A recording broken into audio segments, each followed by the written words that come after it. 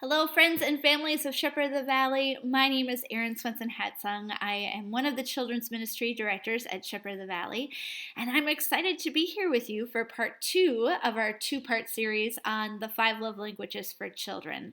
If you missed part 1 last week, you can find that post and the links here in the Shepherd of the Valley parents page. Part 1 was just an introduction of the 5 love languages, and then today we're going to go a bit deeper into each one of those love languages and the ways that we can connect and communicate love with our family members with a particular love language. If you are a visual person, I've included a link in the description of this post to a few slides that you can follow along with. But last week, I ended our session with a little bit of homework. Not really homework, but an exercise that you could do together as a family to discover your love languages. I would love to hear how that went for you in the comments below. Did you discover something new? Was something like a total surprise? We had a few surprises in our family as well. I would love to hear what you found out for you and your family. So you can put that in the comments below. But now that we know the love languages of our children and our loved ones, how does this translate into how we communicate and show love to them? So when parents discover the primary love language of their child, they are then able to connect, express love to them, and discipline in ways that will be both effective and emotionally supportive of their needs. So I am going to go over each one of the love languages and how you can best connect with your child, and then give you some ideas on how you could help motivate them to change a particular behavior. It will never be a quick fix, but it will help build a connection to your child. It will meet them where they're at, and it will give them the best possible chance at success next time. I will say, think of discipline with the 5 love languages as the key is to continue expressing love in knowing your child's primary love language. Continues expressing that love to them in that way while you are disciplining them. Withholding love is an ineffective punishment, and it will lead to resentment. But yeah, so as you're thinking about discipline, think about ways that you can show love through that love language while you're helping your child change a certain behavior. So to start off, we're going to talk about words of affirmation. These are in no particular order at all. So but if your child's love language is words of affirmation, they will light up when adults dole out verbal praise and affection. You can connect with them through verbal words, but handwritten notes that express love are also can be very helpful. For kids with words of affirmation as a primary love language, they're really all about kind of like a heart-to-heart, sit down, work through our feelings type of talk. And it's important that parents both speak and listen to these children with respect and empathy. So the specifics are what is really important. So it's not just saying generic words like, you are awesome, but it's connecting to them specifically. So you are awesome because ... Things that may help to motivate them to change a specific behavior. So words of hope and encouragement and confidence that you have, sharing that you have the confidence in them. So an example here, I'll use the example of siblings fighting because that's something that is happening, quite often in our house these days. An example here would be like when siblings are fighting. I know you are an amazing and a thoughtful brother. And certainly you don't want to, I know that you certainly don't want to hurt them, which is why I am confident that you'll work out on finding other ways to let your anger and frustration out instead of hitting. So that's one example. Another way to connect and to maybe help change a specific behavior, and I think we hear this a lot as parents, is praising their positive behaviors. So if words of affirmation is a primary love language, praising their positive behaviors when you see them doing something right is going to be very effective. So, Alice, I saw that you cleaned up your toys so well without me even asking, and mommy really, really appreciates that. That can, by catching them doing something right, it's gonna kind of motivate them to and catch them doing something right, praising them in the moment. It's going to motivate them to continue that. In times of tension, we really want to be aware of the words that we're using, if words of affirmation is their love language. So emotionally harsh words or excessive criticism are things that you're going to really want to stay away from. All right, I'm going to have to move through these really, really quickly. Quality time is next. If your child's love language is quality time, they will seek out and respond positively to intimate one-on-one, undivided attention. So parents can be intentional in scheduling consistent time for one-on-one interactions, taking special care to really avoid interruptions from family members or distractions such as devices. So if quality time is their primary love language, it's not the activity that is significant as much as it is the intimate time together. So, and what is most important here is the one-on-one time. So yes, a family outing or a family vacation is great, but a child with quality time as their love language is going to need one-on-one time without interruptions. So on a family vacation, maybe you set up a spa day, just the two of you, or you go fishing together, just the two of you. Those one-on-one times are really important, and we need to be aware of like too much time in groups. So yeah, on a family outing, family vacation, spend some one-on-one time together. And then parents should be aware that this isn't just like a one and done thing, like a one time a year thing, but it's really about incorporating that one-on-one time together throughout the week. What would motivate a child to change a behavior would be maybe suggest going for a walk or sitting together, just the two of you in another room to talk about what happened. Listen to them. Again, that uninterrupted time is really important. This relaxing, hopefully it's a relaxing time together, is going to, they're going to feel safe. It's going to help them open up and share their emotions and discuss what could be done differently next time. If quality time is their love language, discipline like isolation is probably not the best tool. So for example, I've had enough of you tonight. Go up to your room for the rest of the night.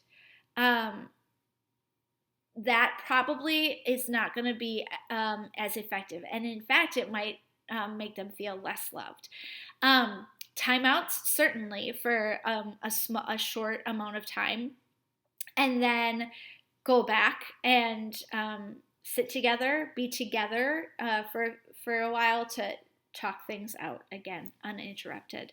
And that will, again, help them feel connected to you and loved. So so not long periods of isolation, but instead short timeouts and then coming back together to talk together. All right, next is gifts. If your child's love language is receiving gifts, they find value in and meaning in the gifts that they receive. So they really enjoy having a physical, tangible thing that they can see and touch that expresses a parent's love. So how can you connect with them? So get to know the types of things that are meaningful for your child, and demonstrate this knowledge with a thoughtful gift. So an example would be we found out that my daughter Alice, receiving gifts is one of her primary love languages. And I know how much Alice loves art. She loves doing art projects. She loves crafts. So I could express my love for her by giving her a gift of a new watercolor set. So it's important that you know that it's not just about the gift, but it's the thought behind the gift. So we don't want to just hand our kids the credit card and go on a shopping spree, but instead it's specifically thinking about something that they're into and giving them a gift that expresses your love through that knowledge. So what motivates them to maybe change a behavior? One that I thought was super interesting and something valuable would be to find a concrete, tangible object to represent behaviors. So an example would be like giving them a friendship bracelet to help prompt the child to treat their sibling with kindness. So every time they see that friendship bracelet, they are reminded, oh, I need to show love to my brother and not fight. Another thing could be like creating a picture or a visual for them to maybe represent like goals or responsibilities. Those can be helpful. All right, physical touch. If your child eagerly receives and seeks out physical affection, odds are they feel loved through physical touch. So go the extra mile to figure out what types of affection this child prefers. So for instance, do they prefer like a gentle touch on the shoulder? Or are they more of a strong, like squeezing, they like the strong squeezing hug?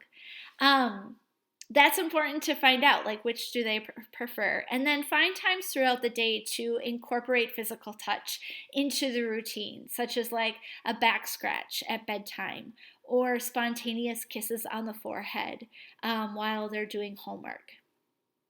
What would motivate a child to change a behavior would be positive reinforcements through gentle touch that will be meaningful.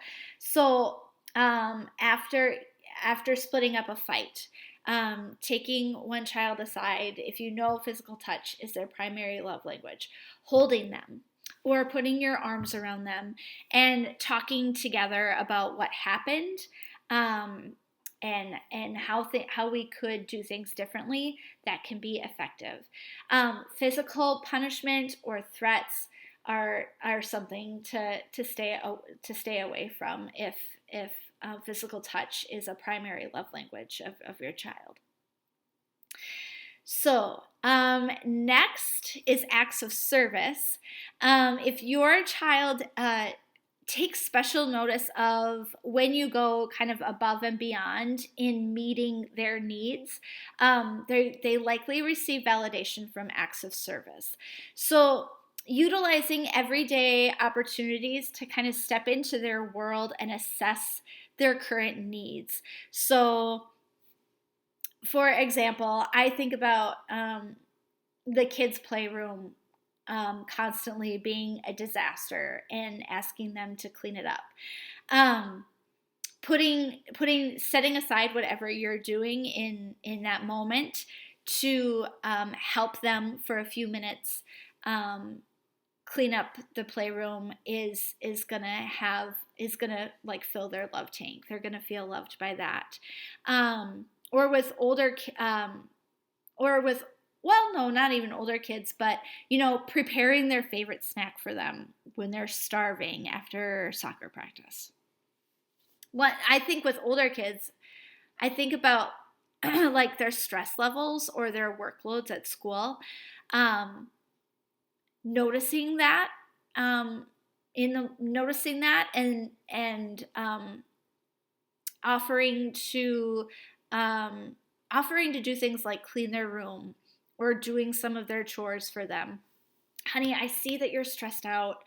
I love you so much. I don't want you to feel stressed. Would it help if how could I help? Would it help if I cleaned your room for you today? Would it help if I vacuumed the house? Did one of your chores for you this week? I think all of those things would be helpful. What could motivate them to change their behavior? I see that you and your brother are not getting along today. How can I help? What can I do to help you with your frustration? Helping periodically and enthusiastically with a task or a responsibility that they've been working on. So, for example, if you have a child that is always, forgetting their homework, and they've really been working to not forget it, and on a day that they do forget it, you bring it to school for them. That is a way of connecting with them and showing love for them if acts of service is their love language. One thing that's really important is to be mindful to not overcommit. So if you know that your schedule is pretty busy this week, and you can't do like a whole list of things to help them, to connect with them, just do a few things so that you don't overcommit yourself, and so that you can't keep those promises that you had made. Woo! We did it! So those are the 5 love languages summarized. So I would invite you, we went through this information really, really quick. If you would like to continue to learn more or dig probably even a little bit deeper, I would encourage you to read Gary Chapman's books on the 5 love languages. Like I said, he's written quite a few. He's done the 5 love languages for spouses, or like romantic relationships. He's done the 5 love languages for teenagers, the 5 love languages of children, and then there's also a newer one, the 5 love languages for children with special needs. So if you have a special needs child, I would really encourage you to look at that book as well. So in short, as we're concluding, by communicating through your child's preferred love language, you are going to fill that emotional tank to the brim with love. When you don't know their love language, their preferred love language, you may fill it with a drop here or there. But by knowing their love language, you are going to be able to fill that love tank in such a way that it's overflowing. And you can create an unconditional loving bond by being intentional in your actions and words in such a way that they really know and understand that they are loved by you. So I hope that you found this information to be useful. I would love to hear, keep me in the loop. I would love to hear how it goes as you start implementing these love languages in your family. And if you have any questions, feel free to reach out to me at Shepherd of the Valley as well. So I hope that you all have a wonderful week, that you had a wonderful Valentine's Day, and the temperatures are supposed to be getting a little bit warmer here. So hopefully you get to enjoy some time out of the house as well. So have a wonderful week, and we hope to see you soon.